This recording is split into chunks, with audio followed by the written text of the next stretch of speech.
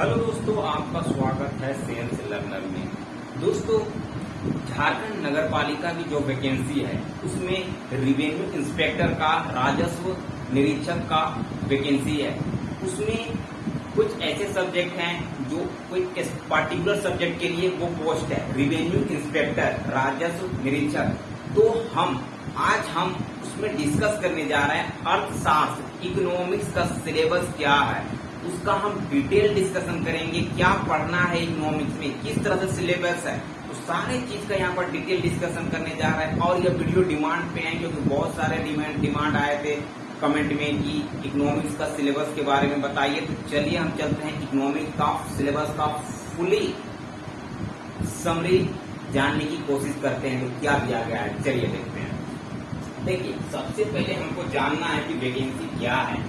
JMSSC, ठीक है, 2022 नगर पालिका का रेवेन्यू इंस्पेक्टर का खाली है, ठीक है। इससे रिलेटेड मैंने वीडियो बनाया है, आप जाकर देख सकते हैं। उसमें मैंने सारे पोस्ट का क्या काम होता है, कितनी वैकेंसी है ना, सारे चीज का, कौन कौन सब्जेक्ट वाले अप्लाई कर पाएंगे, सारे चीज का डिटेल डिस्कशन किए हैं, ठीक है। सबसे पहले हम यहाँ पर जो सिलेबस का डिस्कशन करेंगे अर्थशास्त्र इकोनॉमिक्स का करेंगे, ठीक है। तो देखिए यहाँ पर कितना 15 पॉइंट है, जो सिलेबस में बोला गया है ना 15 पॉइंट है। बड़ा सिलेबस है, बहुत बड़ा सिलेबस है। आपको ये लग रहा होगा इसमें दिया हुआ 15 पॉइंट है, सिर्फ छोटा सिलेबस, इसके अंदर में बहुत सारी चीज आपको पढ़ना होगा, ठीक है। तो चलिए हम स्टार्टिंग से देखते हैं कि इसमें क्या दिया गया है। देखिए, सबसे पहले अर्थव्यवस्था का ढांचा, ठीक है। और इसके साथ हम ये चीज भी देखेंगे कि पढ़ना किस तरह से, क्या स्ट्रेटजी होगी, नोट्स किस तरह से बनाएंगे, सारे चीजें डिटेल डिस्कस करेंगे, ठीक है। देखिए, अर्थव्यवस्था का ढांचा है ना, ये काफी इम्पोर्टेंट है। तो ढांचा में क्या हो गया, देखिए हमारे देश में अर्थव्यवस्था किस तरह से है। हमारे पूंजीवादी अर्थव्यवस्था है, समाजवादी अर्थव्यवस्था है या मिश्रित अर्थव्यवस्था है। तीनों में से कौन सा अर्थव्यवस्था है? हमारे यहाँ पर मिश्रित अर्थव्यवस्था है, ठीक है। तो अर्थव्यवस्था का ढांचा क्या है, भारत में किस तरह से अर्थव्यवस्था चलता है, भारत का जो इंडियन गवर्नमेंट है, जो RBI है, किस तरह से पॉलिसी बनाती है, तो उन सब चीजों के बारे में यहाँ पर हमको पढ़ना पड़ेगा, ठीक है।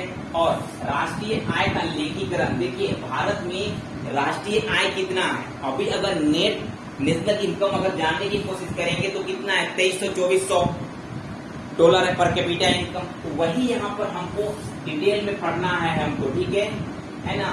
नेशनल इनकम, ठीक है, राष्ट्रीय आय हमको पढ़ना है यहाँ पर। ये बहुत अच्छा, देखिए नॉलेज के पॉइंट ऑफ व्यू से बहुत अच्छा सब्जेक्ट माना जाता है अर्थशास्त्र। तो इसमें बहुत ही अच्छे चैप्टर दिए गए हैं। तो ये सब राष्ट्रीय आय का लेखीकरण, ठीक है, कितना भारत में नेशनल, अब इसके मेजर करने वाले कौन से कारक होते हैं, इन सब चीज को पढ़ना पड़ेगा आपको, ठीक है। उसके बाद सेकेंड में बात करते हैं आर्थिक विकल्प, ठीक है, आर्थिक विकल्प, ठीक है। देखिए हर देश का अर्थव्यवस्था होता है ना, वो अर्थव्यवस्था पर टिका हुआ है। तो देखिए बहुत सारे ऐसे विकल्प होते हैं, अल्टरनेटिव।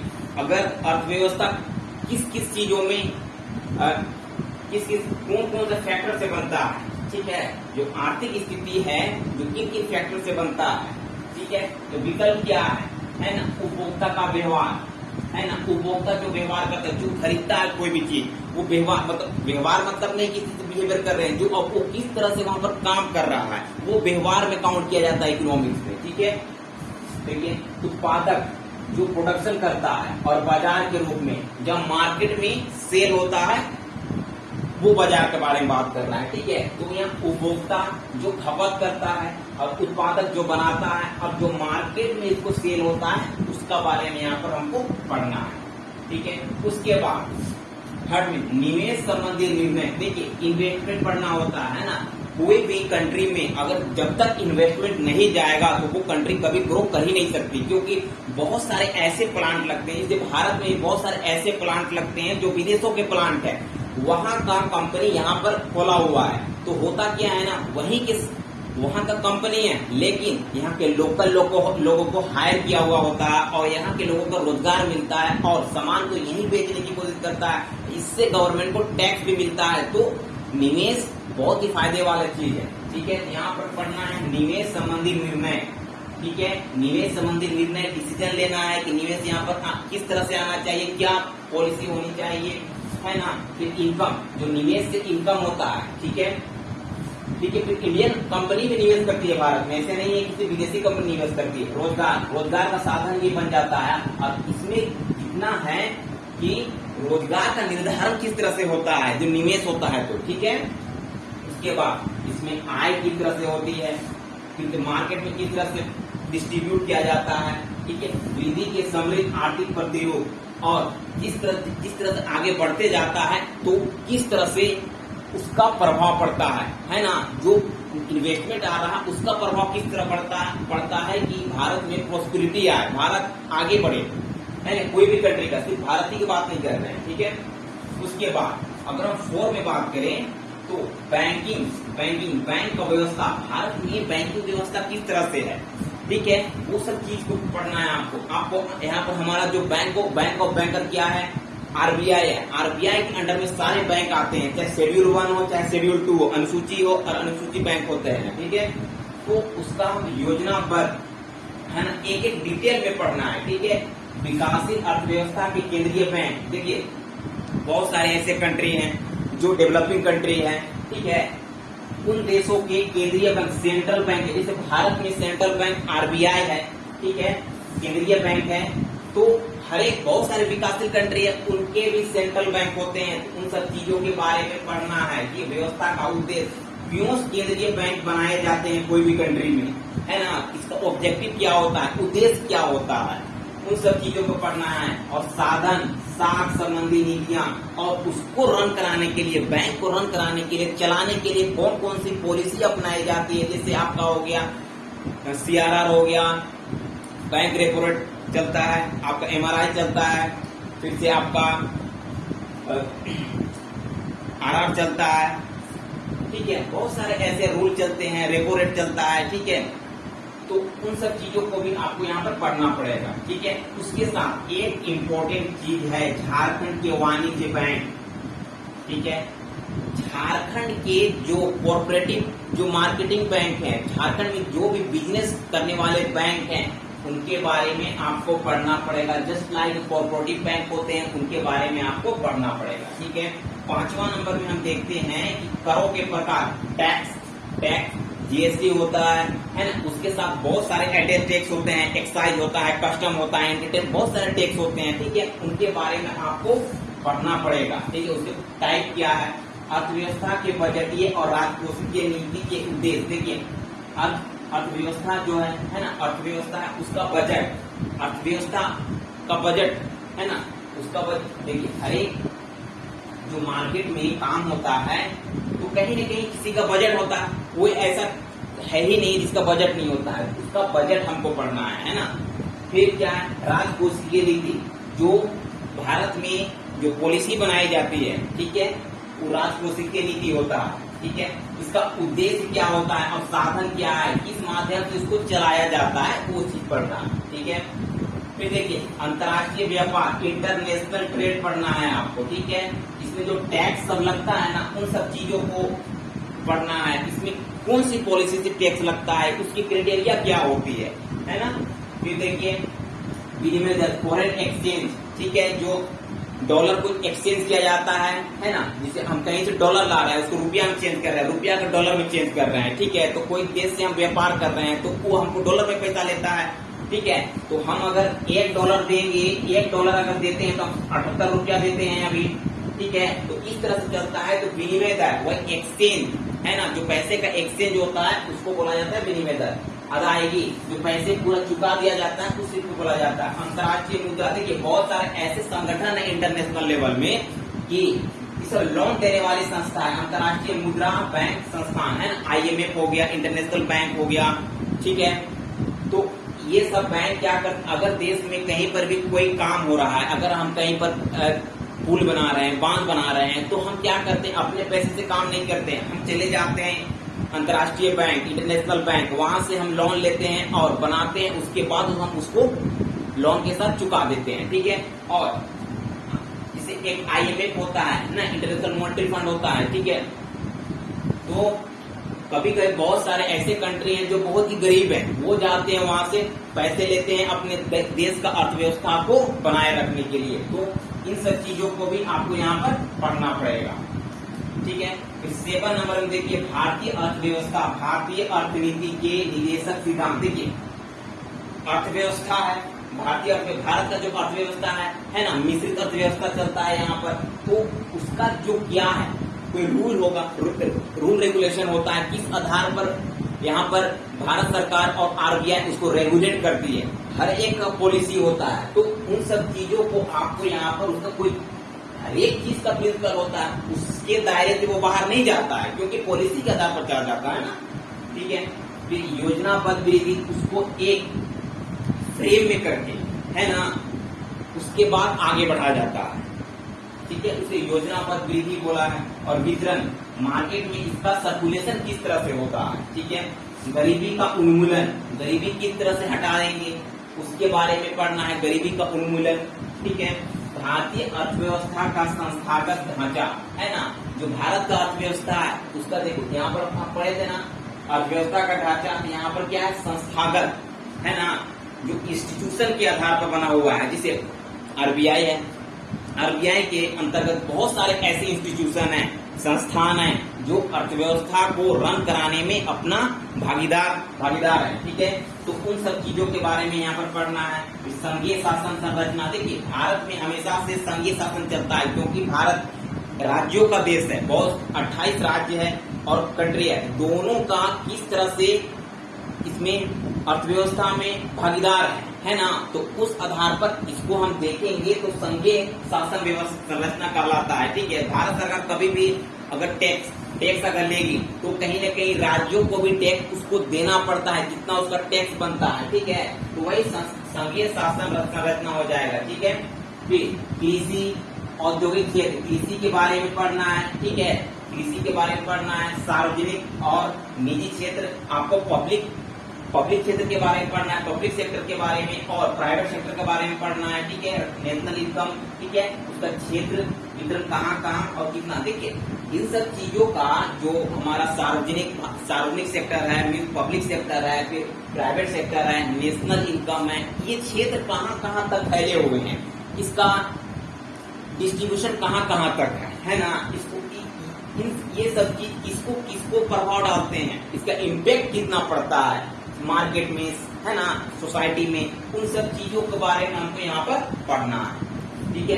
उसके बाद हम देखें कृषि उत्पादन, कृषि एग्रीकल्चर के बारे में पढ़ना है। देखिए कृषि का नीति, आपका एग्रीकल्चर पॉलिसी होता है। मान लीजिए अगर एग्रीकल्चर पॉलिसी का हम हरित क्रांति भी बोल सकते हैं, हरित क्रांति है, हरित क्रांति 1 है, 2 है, श्वेत क्रांति है, इन सब चीजों का भी आपको पढ़ना पड़ेगा। जैसे भूमि सुधार हुआ था 1951 में, फर्स्ट अमेंडमेंट हुआ था, है ना, भूमि सुधार किस तरह से हुआ भारत में, उन सब चीजों के बारे में भी आपको जानना पड़ेगा। फिर प्रौद्योगिकी परिवर्तन, देखिए टेक्नोलॉजी में किस तरह चेंजेस आया, रिफॉर्म किस तरह से आया टेक्नोलॉजी में, है ना, उन सब चीजों के बारे में भी आपको पढ़ना पड़ेगा। औद्योगिक क्षेत्र से संबंध और जो आपका कोरिलेशन है, एक दूसरे से जुड़ा हुआ जो होता है ना, औद्योगिक क्षेत्र से, है ना, एक दूसरे संस्थान जुड़े हुए होते हैं, जैसे कृषि है, एग्रीकल्चर कहीं न कहीं औद्योगिक क्षेत्र से भी जुड़ा हुआ होता है ना, तो उसके बारे में भी यहाँ पर हमको पढ़ना है, ठीक है। फिर 9 नंबर में औद्योगिक का उत्पादन, देखिए इंडस्ट्री के बारे में पढ़ना है, क्या प्रोडक्शन होता है, कितना प्रोडक्शन होता है, कितने प्रोडक्शन, कौन सा चीज को हम विदेशों में बेचते हैं, कौन सा चीज को विदेश से बाहर यहाँ पर लाया जाता है, ठीक है। सबकी जो पॉलिसी बनी होती है ना, इंडस्ट्रियल पॉलिसी बनी होती है, उन सब चीजों को पढ़ना है। फिर सार्वजनिक और निजी क्षेत्र में देखिए बहुत सारे इंडस्ट्री होते हैं, एक तो होगा पब्लिक इंडस्ट्री होगा जो गवर्नमेंट प्रॉपर्टी होगी, और एक प्राइवेट सेक्टर का होता है, प्राइवेट प्रॉपर्टी होता है, ठीक है। और क्षेत्रीय वितरण, एकाधिकार प्रथा, नियंत्रण और एकाधिकार, तो देखिए बहुत सारे ऐसे एकाधिकार में क्या हो गया, एकाधिकार में बहुत सारे ऐसे कंपनी होता है जिसमें वो मार्केट में एकाधिकार, मोनोपोली होता है उसका, ठीक है। अगर हम जस्ट लाइक हम कुछ भी बना, जैसे मार्कर है ये, ठीक है, मार्कर है, ये मार्कर है, ठीक है। अगर हम इसका एग्जांपल ले लेते हैं कि ये मार्कर सिर्फ एक ही कंपनी मान लेते हैं बनाती है, ठीक है, और कोई भी कंपनी मार्कर बनाने के लायक कंपनी नहीं है, कोई नहीं बना रहा है मार्कर, तो जो कंपनी मार्कर बना रही है ना, तो वो तो एकाधिकार मार्केट में कर ली, ये अगर मुंह मांगा रकम भेज दी। अगर ये मार्कर का दाम है 20 रुपया, तो कोई कंपनी मार्कर अगर नहीं बनाती है तो समझिए 100 रुपया में भी अगर मार्कर को बेच दे, एक मार्कर को ना, तो आपको लेना ही पड़ेगा, क्योंकि आपको काम है मार्कर का। अगर आपके पास मार्कर नहीं है तो कीजिएगा का, अगर 20 रुपया दाम था तो 100 रुपया में भी आप खरीदिएगा, क्योंकि वही कंपनी से बेचती है। तो ये एकाधिकार हो गया, मीन्स एक ही कंपनी जो सामान को का प्रोडक्शन करती है वो उसका एकाधिकार हो जाता है। ठीक है, तो एकाधिकार के बारे में पढ़ना है। तो नियंत्रण किस तरह से करेंगे एकाधिकार को, कोई भी कंपनी पूरा मार्केट को कैप्चर कर लेगी तो उसको हम किस तरह से खत्म करने की कोशिश करेंगे। जस्ट लाइक हम यहाँ पर मानने की कोशिश करेंगे जियो ऐसी कंपनी है जो धीरे धीरे पूरे भारत में टेलीकॉम सेक्टर में कब्जा कर रही है।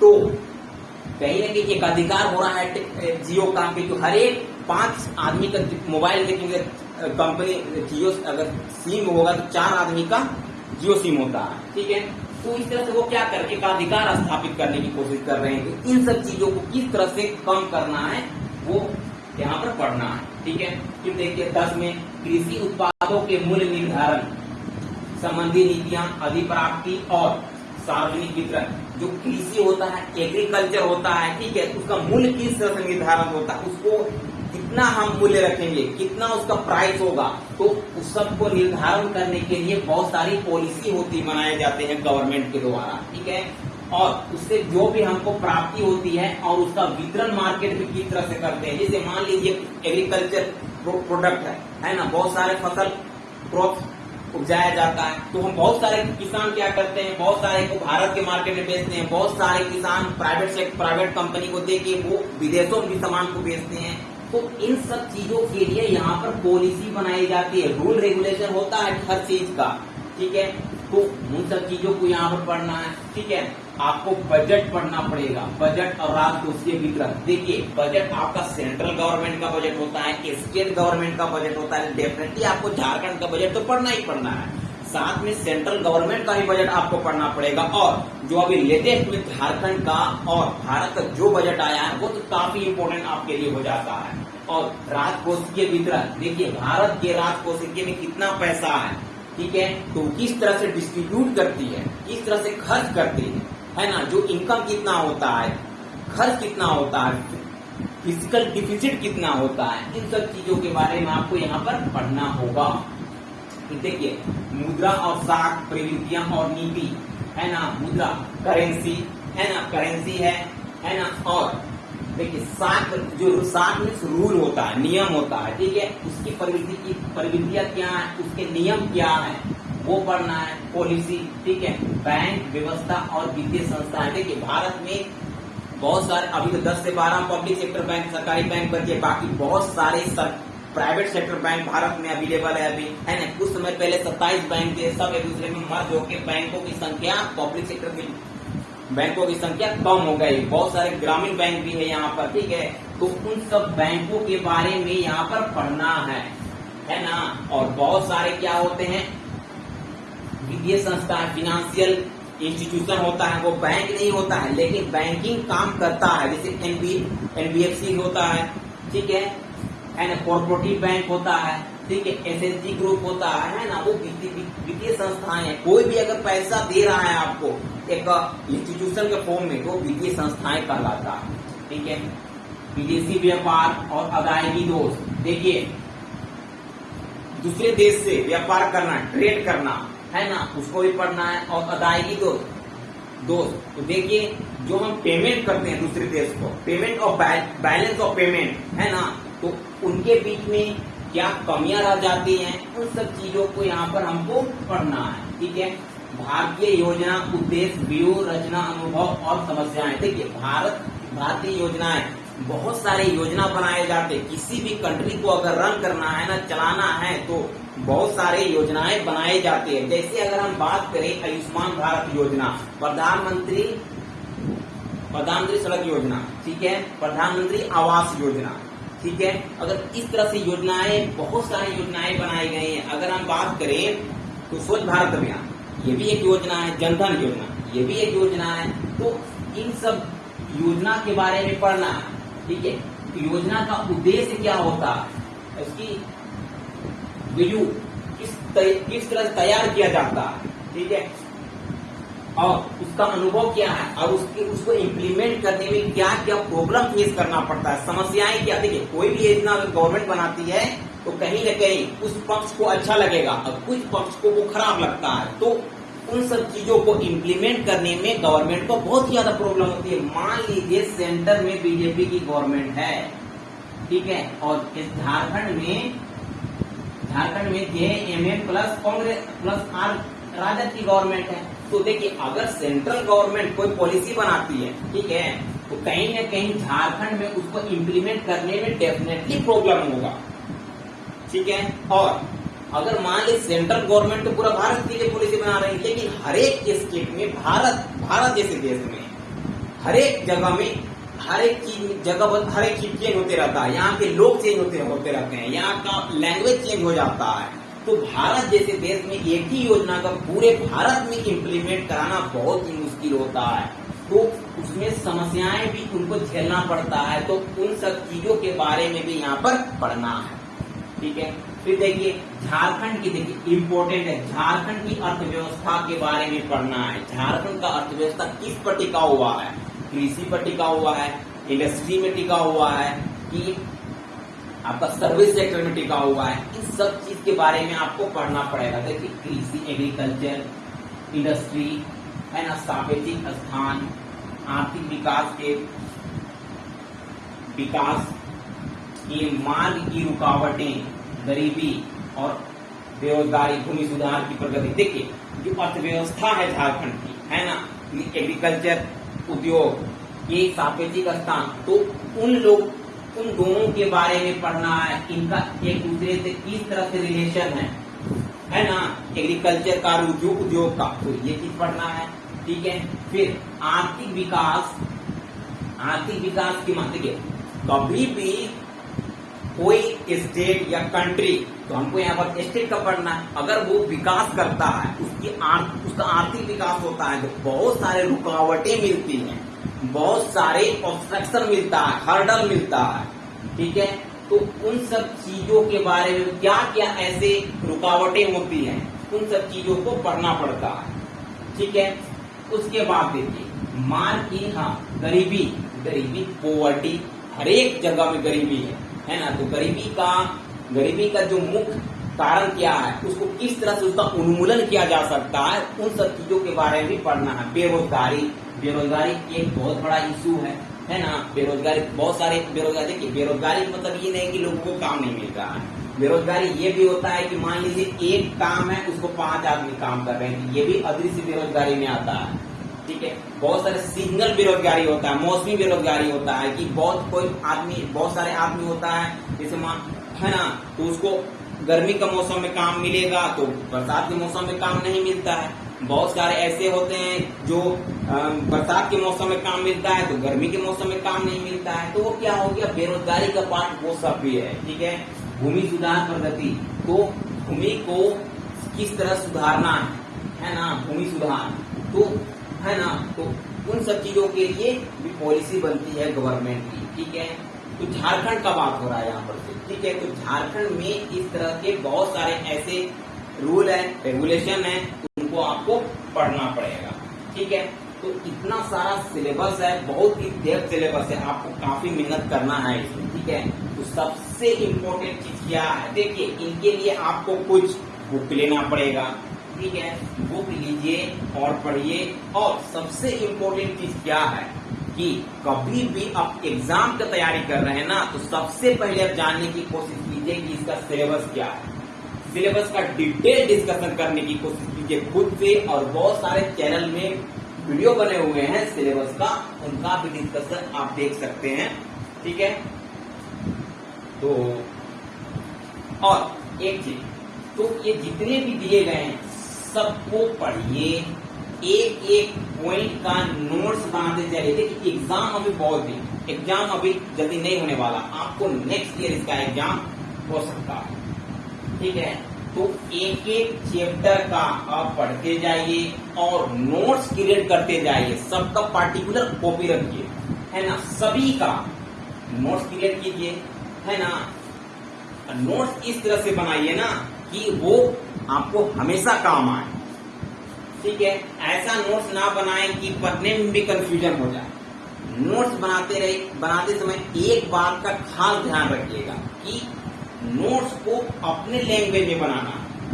नोट्स को किताबी लैंग्वेज में नहीं बनाना है तो वो किताबी बन जाएगा, अपने लैंग्वेज में बनाइए so that you can understand easily. क्योंकि स्टेटस जो लैंग्वेज में अगर बनाने से आपको अच्छे से समझ में आ जाएगा। ठीक है, तो नोट्स बनाने की विधि क्या होती है, मान लीजिए इस चैप्टर को हम पढ़ लिए विनिमय दर, ठीक है, उसके बाद इसको एकदम डिटेल में पढ़ेंगे और इसके अंदर से किस तरह के क्वेश्चन बन सकते हैं, किस टाइप के क्वेश्चन बहुत सारे एग्जाम में पूछे जाते हैं, उन सब चीज का भी आपको एनालिसिस करना पड़ता है।